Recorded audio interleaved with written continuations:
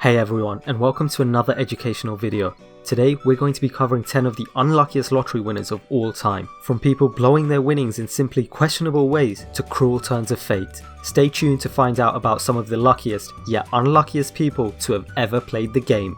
Number 10. Rouge Khan.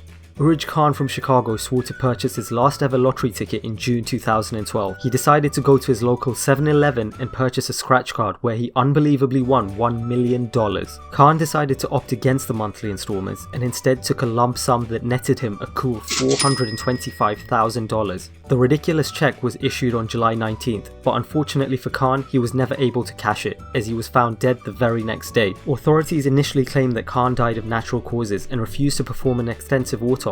After significant pressure from a relative, however, they decided to investigate further and found that Khan had actually died from cyanide ingestion. An investigation was immediately conducted to find out if he was poisoned, and it would appear likely that he was, with his winnings being cashed by his estate on August 19th, only 1 month after his death. Number 9. Andrew Jack Whitaker. In 2002, Whitaker won what was at the time the biggest jackpot to ever be won in a lottery by a single ticket, cashing in a whopping $315 million.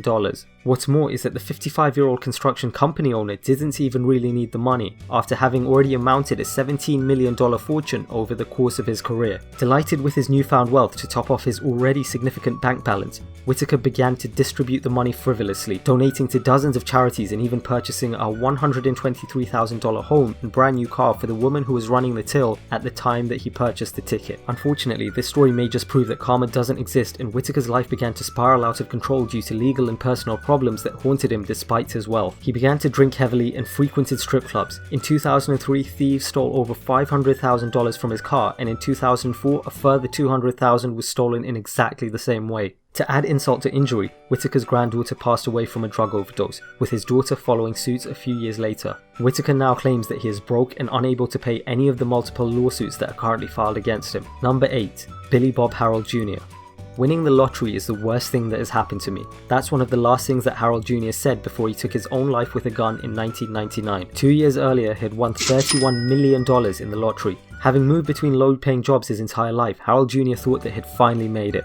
He quit his job at Home Depot, and after collecting his first annual payment of $1.24 million, he donated thousands and bought his friends and family cars and houses. Unfortunately, his spending garnered unwanted attention, and he even had to change his number several times after strangers called his home phone repeatedly and demanded donations. On top of that, he discovered that he had made a bad deal with a company that dealt with annual lottery payments, and he was in fact receiving much less money than he was entitled to. The final straw came when he and his wife separated less than a year after he won, and shortly before they were due to have dinner one evening, he tragically decided to end it all. William Post III. Post is arguably one of the best examples of how not to spend your money when you win the lottery. After winning $16 million in the 1988 Pennsylvania lottery and opting to receive annual installments of $500,000, he already blew 2/3 of it within the first 2 weeks, purchasing a restaurant, car lot, and airplane. And within 3 months, he was $500,000 in debt. Unfortunately for Post, this was the least of his worries, and it turned out that Post's brother had been arrested after he hired a hitman to take out him and his 6th wife.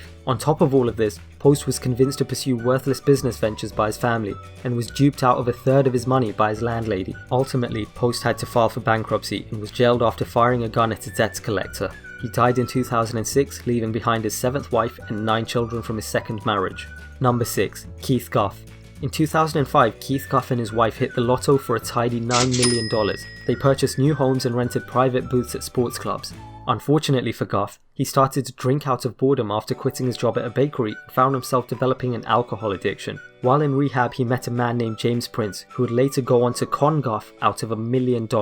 On top of this, Goff was renting a $1.6 million home and paying annual salaries to chauffeurs and gardeners, so it's not difficult to see how his fortune dwindled. Despite this, he didn't end up broke like many of the others on this list, but he did pass away in 2010 due to a heart attack, thought to have been brought on by stress and alcohol. At the time of death, he still had just over $1 million to his name. Number 5. Michael Carroll. Self-proclaimed king of the chavs Michael Carroll won the lottery in 2002, picking up a huge £9.7 million.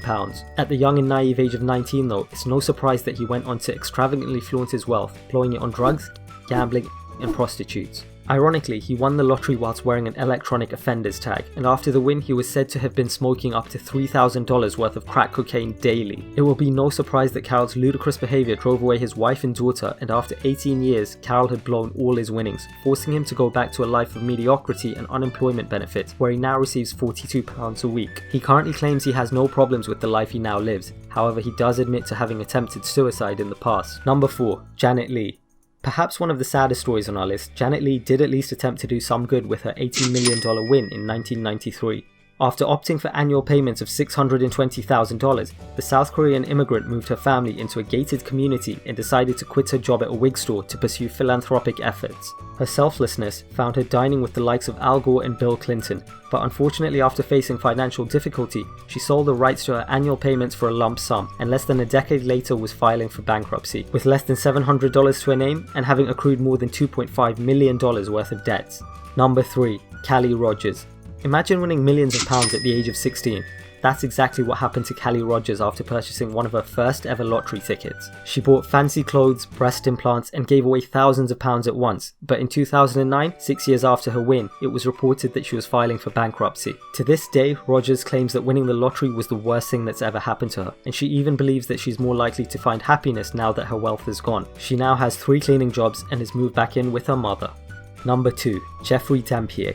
Dampier won a sweet $20 million in the 1996 Illinois lottery. He used the money to fund his very own popcorn factory and bought gifts for his family, including his sister-in-law Victoria Jackson, with whom he was having an affair. Unfortunately, Dampier's world would be rocked in 2005 when Victoria and her husband Nathaniel planned to rob Dampier.